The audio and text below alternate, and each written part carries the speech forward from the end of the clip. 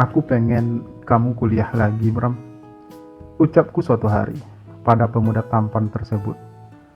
Dan aku yang akan menanggung semua biayanya. Lanjutku. Tapi aku harus kerja, Om.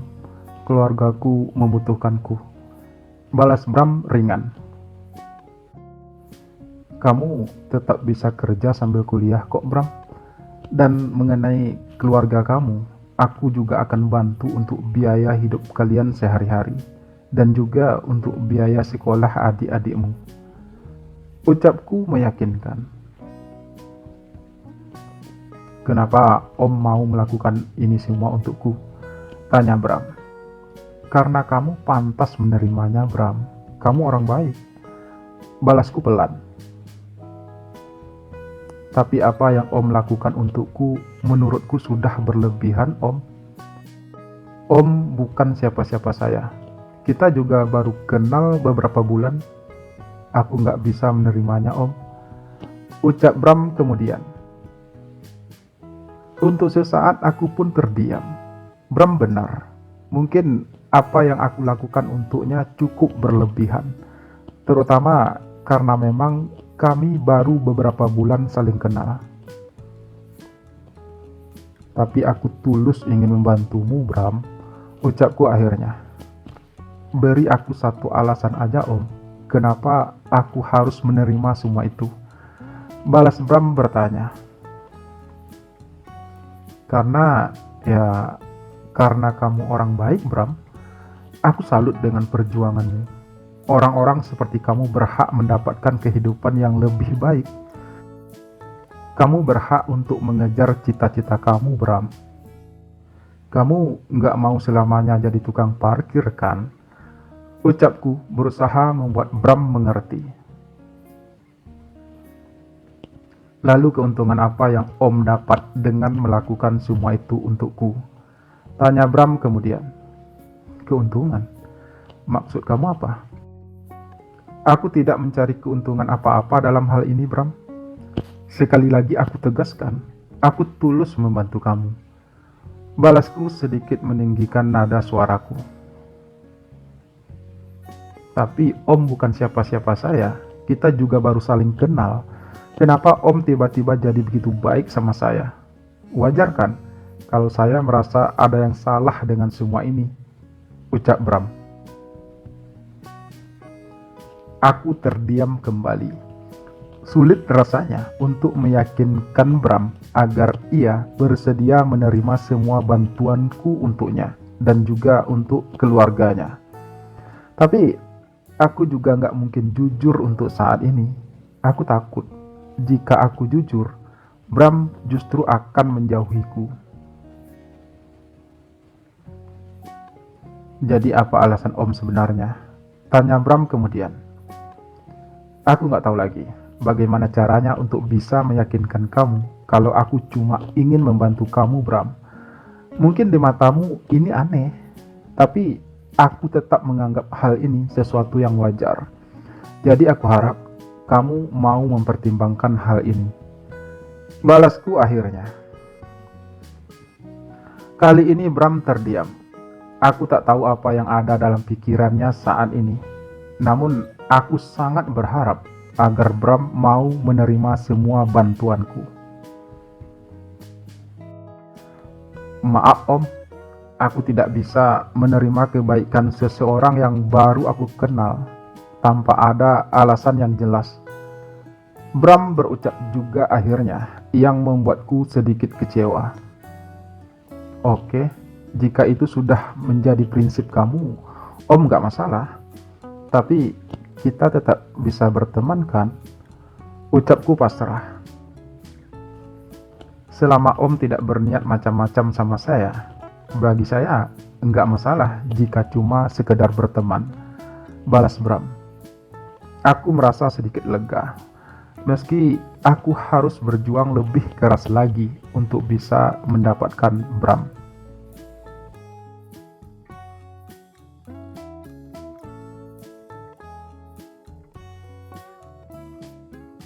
Hari-hari kembali terus berlalu, tanpa bisa dicegah ataupun dipacu. Aku dan Bram masih tetap berteman. Aku masih sering mentraktirnya makan. Aku masih sering berkunjung ke rumahnya. Aku masih diberi kesempatan untuk membantu biaya sekolah adik-adik Bram. Satu-satunya hal yang tak Bram izinkan untuk aku membantunya ialah untuk membiayai ia kuliah. Padahal aku ingin sekali ia kuliah agar ia punya masa depan yang lebih baik. Tapi itu tidaklah terlalu menjadi masalah bagiku. Aku cukup merasa bahagia bisa berteman dekat dengan Bram. Aku merasa bahagia bisa melihat ia tersenyum. Aku merasa bahagia bisa sering-sering berada di dekatnya. Aku masih tetap mencintainya dalam diam. Ibu sakit, Om, ucap Bram di ponsel suatu hari. Aku butuh bantuan Om untuk membawa ibu ke rumah sakit. Lanjutnya ringkih. Kamu tunggu di rumah ya, Bram. Aku akan segera ke sana. Balasku cepat. Aku segera memacu mobilku menuju rumah Bram. Ini merupakan salah satu kesempatanku untuk bisa membuktikan pada Bram kalau aku tulus untuk membantunya. Sesampai di rumah Bram, kami segera membawa ibu Bram ke rumah sakit terdekat. Ibu Bram sudah tak sadarkan diri.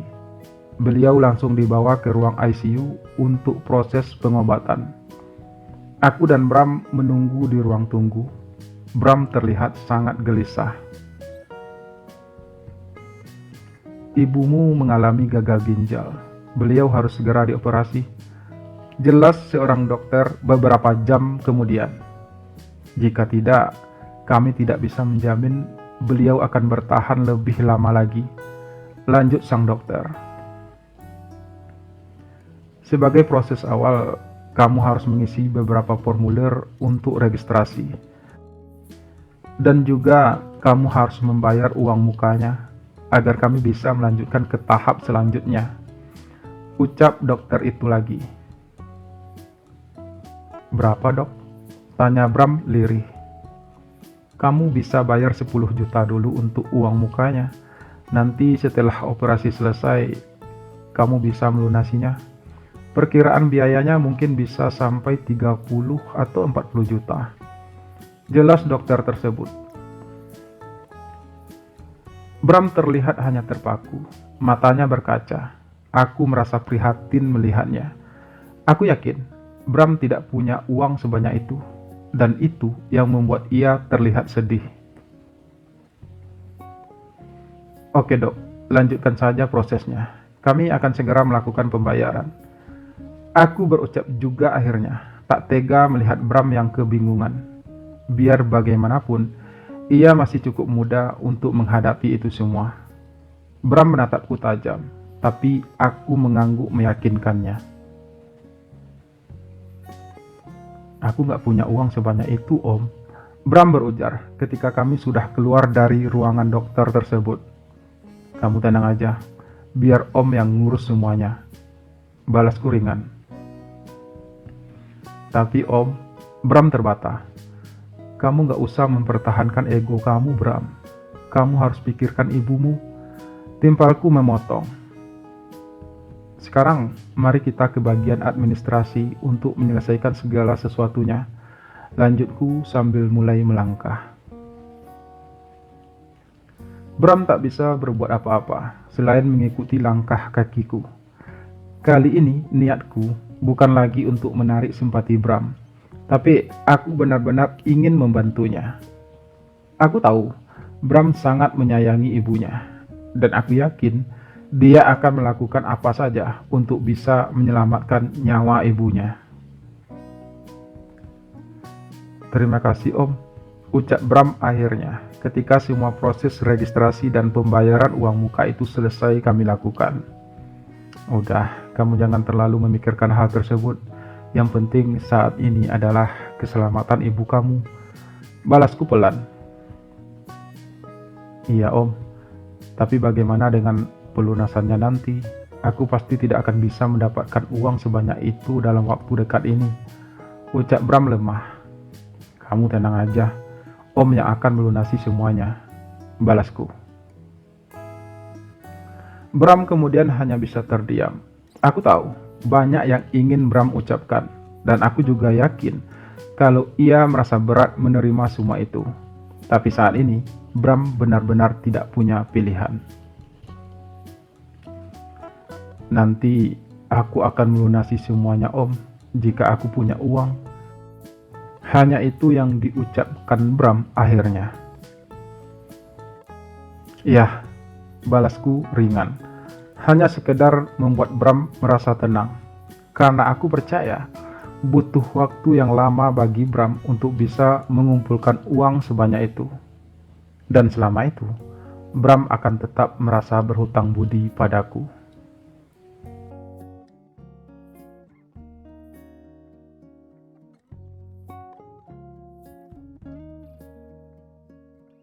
Beberapa minggu kemudian, Ibu Bram sudah pulih kembali. Ia bahkan sudah diperbolehkan pulang. Aku pun sudah melunasi semua biaya rumah sakit selama Ibu Bram dirawat. Terima kasih, Om, ucap Bram saat kami makan malam berdua. Berapa kali kamu harus mengucapkan terima kasih sama saya, Bram? Padahal kamu gak perlu melakukannya. Aku turut senang ibumu sudah pulih kembali, balasku. Tapi aku tetap merasa berhutang budi pada Om Hasan. Aku gak tahu bagaimana caranya bisa membayar itu semua, ucap Bram lirih. Aku ingin kamu kuliah, Bram, agar kamu bisa meraih cita-citamu, agar kamu bisa menjadi orang yang sukses. Nanti kalau kamu sudah sukses, kamu bisa melunasi hutangmu sama saya, balasku. Tapi itu akan semakin menambah banyak hutangku sama Om Hasan, dan lagi pula itu butuh waktu yang sangat lama, Om, bertahun-tahun. Apa Om bersedia menunggu selama itu, ucap Bram. Lalu apa kamu punya rencana lain? Tanyaku pelan. Bram pun hanya terdiam. Aku yakin dia nggak punya pilihan. Baiklah, Om, jika itu yang Om Hasan inginkan, ucap Bram akhirnya. Iya, Bram, dan itu semua demi kebaikan kamu juga, demi masa depan kamu yang lebih baik, balasku. Tapi aku ingin tetap bekerja jadi tukang parkir, Om. Setidaknya aku tidak harus bergantung sepenuhnya pada Om Hasan, ucap Bram lagi. Terserah kamu, Bram. Yang penting kamu tidak perlu lagi menolak bantuanku padamu. Yang penting kamu mau kuliah. Timpalku ringan. Kali ini Bram tersenyum. Jujur, senyum itu sangat manis. Bram memang sangat tampan dan gagah. Aku semakin mencintainya. Apapun akan aku berikan untuknya. Apapun akan aku lakukan untuknya. Selama hal itu bisa membuat ia bahagia. Cinta kadang memang membuat kita setengah gila. Cinta kadang membuat kita kehilangan akal sehat. Padahal jauh dari dasar hatiku harus mengakui kalau untuk bisa mendapatkan Bram bukanlah hal yang mudah. Tapi aku gak peduli. Aku akan korbankan apa saja untuk bisa mendapatkannya.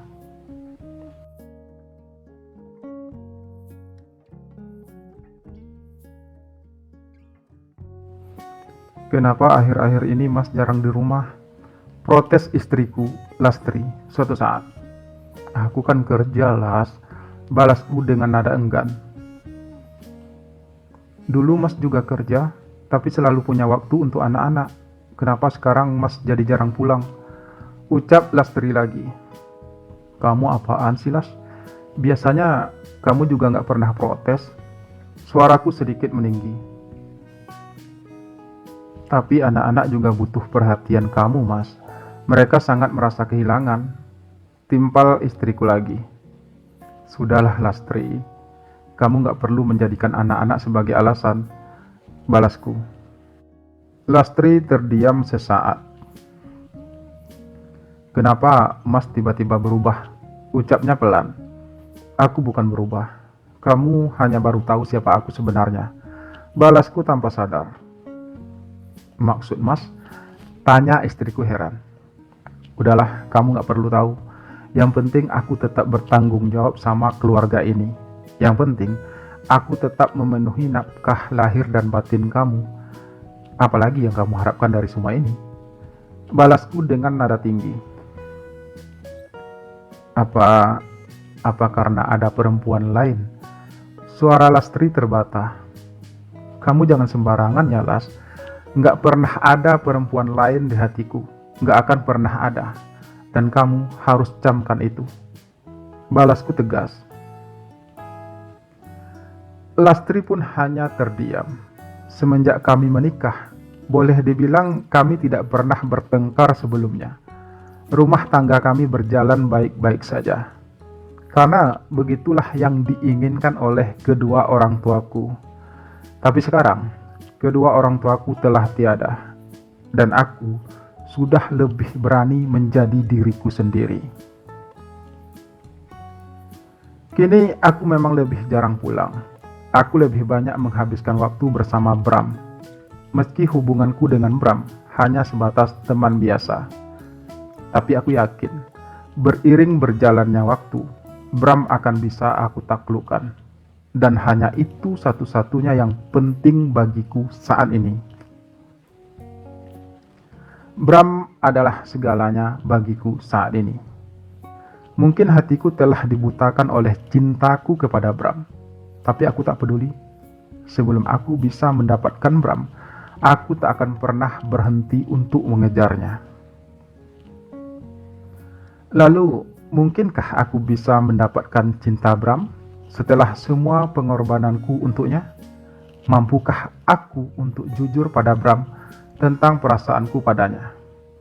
Lalu bagaimana dengan Bram sendiri? Bagaimanakah perasaannya selama ini padaku?